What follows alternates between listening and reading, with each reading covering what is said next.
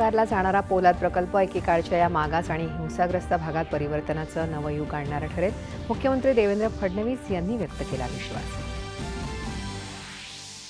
मुख्यमंत्र्यांच्या हस्ते गडचिरोलीत 4.5 दशलक्ष टन क्षमतेच्या हरित पोलाद प्रकल्पाचं भूमिपूजन. 24,000 कोटी रुपयांची गुंतवणूक आणि 11,000 रोजगार निर्मितीची अपेक्षा. मुंबई साखळी बॉम्बस्फोट प्रकरणातल्या आरोपींची निर्दोष मुक्तता करणाऱ्या उच्च न्यायालयाच्या निर्णयाला राज्य सरकारचं सर्वोच्च न्यायालयात आव्हान. याचिकेवर 24 जुलैला होणार सुनावणी. संसदेच्या दोन्ही सभागृहात विरोधकांचा गदारोळ कायम. कामकाज उद्यापर्यंत तहकूब. सरकार चर्चेसाठी तयार असताना गदारोळ करणाऱ्या विधेयकांबद्दल किरेन रिजिजू यांनी व्यक्त केली नाराजी. गेल्या 5 वर्षात सार्वजनिक बँकांच्या अनुत्पादक मालमत्तेत लक्षणीय घट झाल्याची वित्त राज्यमंत्री पंकज चौधरी यांची राज्यसभेत माहिती.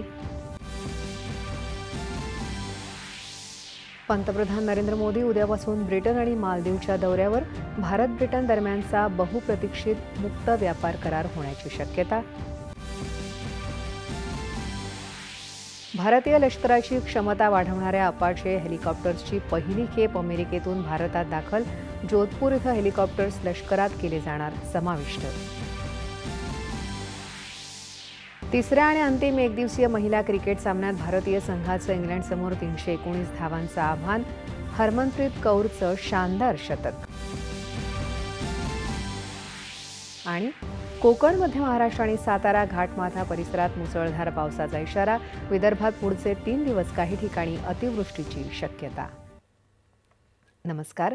9:30च्या बातमीपत्रात मी श्वेता सोपारकर